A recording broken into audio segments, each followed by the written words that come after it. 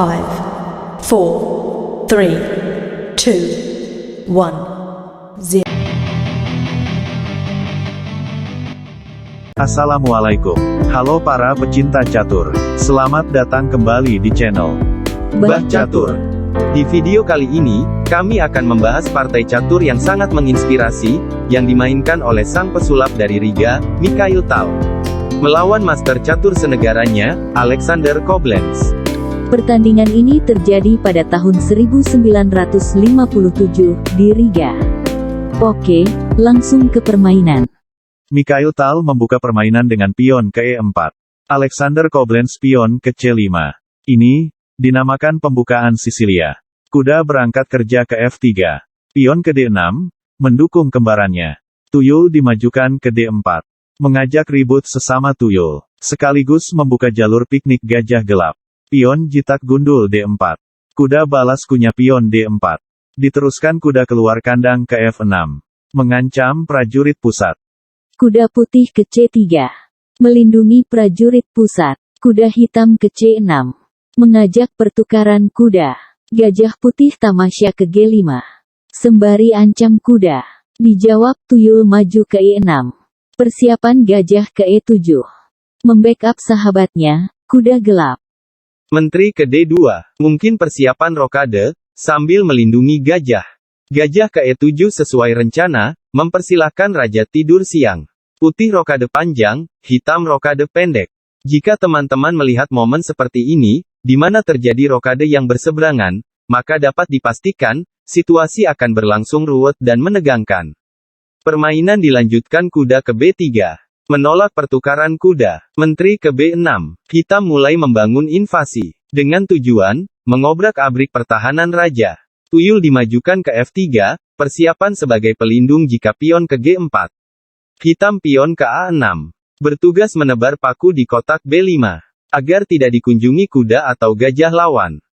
Sedetik kemudian, pion didorong ke G4 sesuai rencana. Bah, kenapa gak gajah makan kuda F6, kan lumayan, dapat pion gratis. Menurut Mbah Catur, endingnya kurang disukai Mikhail Tal neng. Berikut analisanya.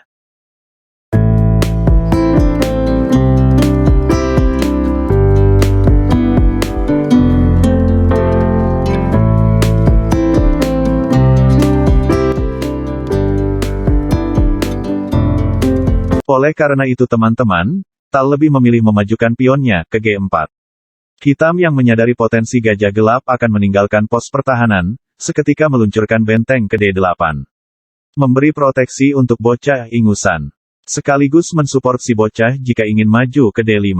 Gajah ke E3. Memberi kesempatan para tuyul untuk mendobrak tembok pertahanan raja. Sambil menakut-nakuti menteri. Sadar diancam, menteri refleks menggeser pantatnya ke C7. Putih tak sabar ingin mengobrak-abrik pertahanan, segera mengutus tuyul preman ke H4. Hitam tak mau kalah, preman gundul diutus ke B5. Kedepannya ia akan menodongkan silet ke kuda C3. Sejurus kemudian, preman gundul dimajukan ke G5. Memalak kuda tajir. Kuda tajir menolak kasih uang, lari ke D7 sambil curhat ke teman-teman. Gagal pala kuda, preman gundul uji nyali ke G6, pala pion F7 dan H7. Seketika preman diaperkat pion H7. Menurut Mbah Catur, akan lebih bijak jika hitam jotos dengan pion F3.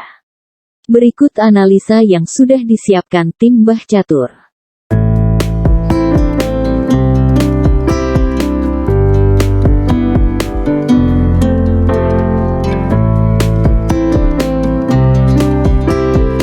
Walaupun menteri ke H2 membantu penyerangan, masih ada pion yang melindungi sayap raja. Oke, kita kembali ke permainan sesungguhnya. Setelah pengorbanan diterima, raja melanjutkan dengan mengutus tuyul nakal ke H5, mengajak gelut sesama tuyul. Ajakan diterima, dipukul balik oleh benteng. Lalu kuda ke F6, mengusir benteng. Benteng kembali ke istana, sembari menyusun skenario pembunuhan Kaisar Hitam. Hitam mampu memprediksi skenario putih, bahwa akan menempatkan menteri di kotak H2. Karenanya pion dimajukan ke D5. Selain ingin menukarkan pion, alasan yang lebih kuat adalah hitam ingin menguasai diagonal B, sehingga dapat mencegah menteri ke H2. Putih melanjutkan serangan dengan pion ke E5. Mengorbankan pion. Menurut Mbah Catur, langkah yang lebih bagus adalah gajah ke F4. Mengapa demikian? Berikut analisa yang sudah disiapkan tim Mbah Catur.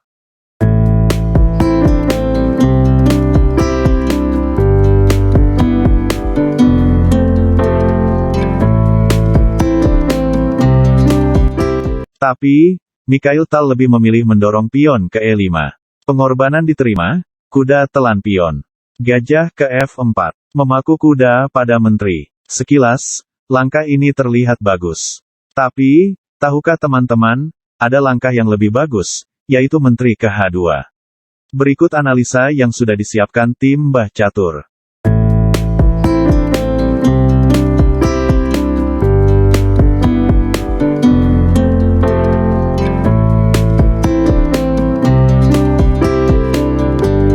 Para perwira putih sangat aktif, dan posisi hitam sangat rawan. Oke, kita kembali ke permainan asli. Namun, Mikhail Tal lebih memilih memajukan gajah ke F4. Mengepin kuda pada menteri. Akibatnya, menteri tidak bisa kemana-mana. Untuk itu, gajah turun tangan ke D6. Menggantikan kerja menteri, menjaga kuda. Menteri ke H2. Ancaman skakmat di H8. Sadar akan dieksekusi, raja menggeser bokongnya ke F8. Ke depan mungkin akan meneruskan pelarian ke E7. Tanpa basa-basi, menteri menusuk ke H8. Skak. Kuda membela sang raja. Hitam bermaksud memperkokoh pertahanan, sekaligus berencana menempatkan kuda di G5.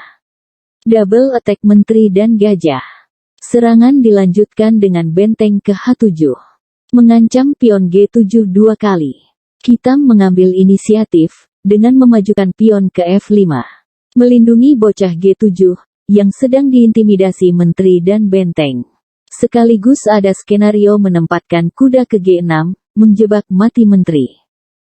Di langkah ke-24 ini, Mikhail Tal melakukan sebuah langkah yang sangat brilian. Gajah ke H6. Pion tidak bisa makan gajah, karena menteri akan amblas. Karena itu, menteri hitam meminta bantuan rekan satu timnya, benteng, bersama-sama menjaga bocah G7. Bah, kenapa gak kuda ke G6? Kan menteri udah kejepit itu. Oke, berikut analisa yang sudah disiapkan tim Mbah Catur.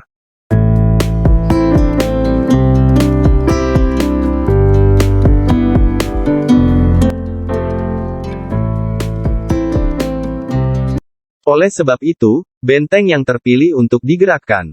Di langkah ke-25 ini, Mikhail Tal bukannya menyelamatkan menteri atau gajah. Malah memainkan gajah embat pion B5. Pengorbanan gajah yang sangat membagongkan. Coba perhatikan, jika teman-teman berada di posisi hitam, apa langkah terbaik hitam? Masih fokus kan? Berikut analisa yang sudah disiapkan tim Mbah Catur.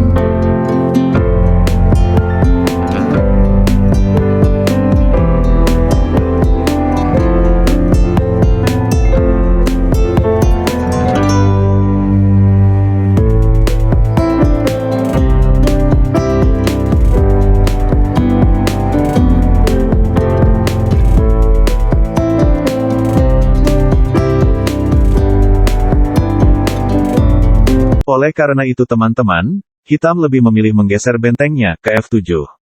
Membuka jalan kepada gajah, untuk membackup tuyul E6. Putih meneruskan invasi dengan meluncurkan benteng ke G1. Mengancam pion G7 4 kali. Hitam tak tinggal diam, benteng menggeser kursinya ke A7. Membantu rekan-rekannya melindungi bocah G7. Jika ada yang bertanya, Mbah, misal saat ini pion hitam telan gajah, bagaimana efeknya? Efeknya hitam kena skakmat brother. Mau bukti? Berikut analisa dari Mbah Catur.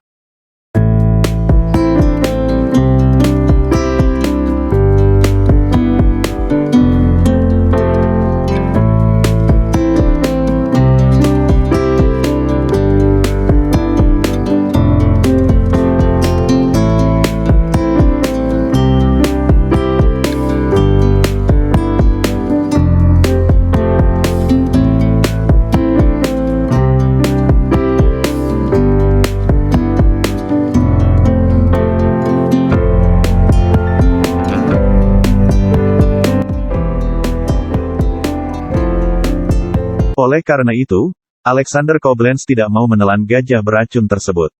Permainan dilanjutkan dengan kuda ke D4. Membantu penggerebekan. Dijawab kuda ke G4. Sengaja mengorbankan kuda, untuk menempatkan gajah di E5. Memperkokoh pertahanan. Pengorbanan diterima. Gajah ke E5 sesuai rencana. Menodong kuda sambil memberi dukungan untuk bocah ingusan. Karena diancam, kuda jumping ke C6. Sambil ancam gajah dan benteng. Hitam memulai serangan balasan, dengan gajah makan kuda. Sedetik kemudian, gajah dimundurkan ke E3. Dengan maksud menggembosi pertahanan lawan. Sekaligus ingin meletakkan gajah ke kotak C5. Menskak raja. Di sini, preman gundul coba melindungi benteng. Tal melanjutkan serangan dengan benteng ke H1. Coba perhatikan, dua gajah putih sedang terancam. Tapi, hitam tidak boleh seenak jidat, embat gajah. Karena akan skakmat. Ini dia skakmatnya.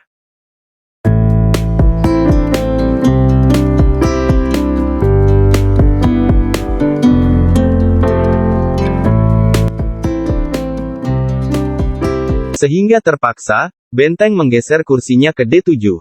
Memberi jalan raja untuk kabur. Gajah ke G5. Melepaskan ancaman. Sekaligus mengontrol petak E7. Kuda C6 di sini sangat mengganggu hitam, sehingga pion menghancurkan pelindungnya yaitu gajah B5.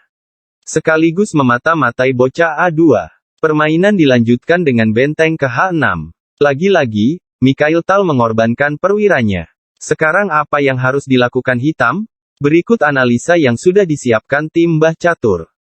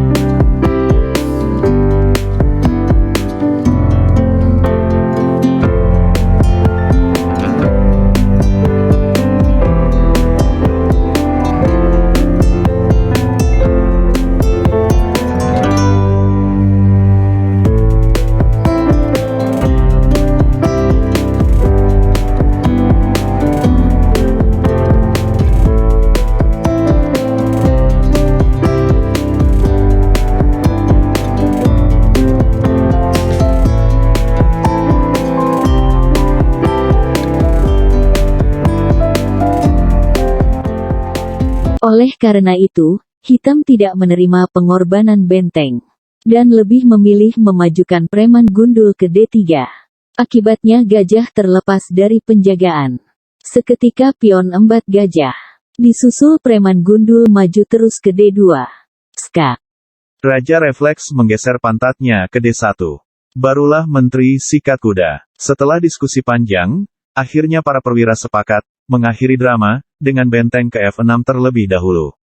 Skak. Benteng menutup skak. Episode pun tamat, dengan menteri eksekusi bocah lugu G7. Skak. Sesuai prediksi netizen, di langkah ke-37, Alexander Koblenz benar-benar menyerah. Pertanda ia sudah tidak sanggup lagi, meladeni kegilaan sang pesulap, Mikhail Tal. Mengapa menyerah? Berikut analisa yang sudah disiapkan Mbah Catur.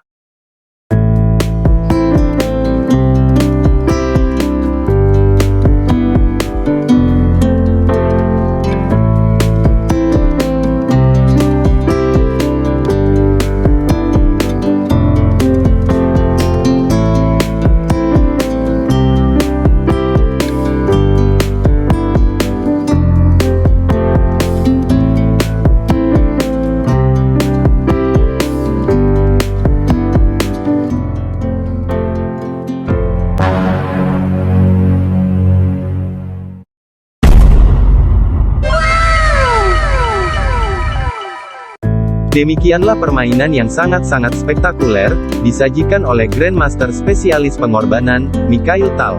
Jika teman-teman berkenan, silahkan like dan subscribe channel ini ya, agar kami tambah bersemangat membuat video-video terbaru. Adanya salah kata, kami mohon maaf. Segenap kru Mbah Catur mengucapkan Assalamualaikum. Salam chess lovers. Terima kasih. kasih.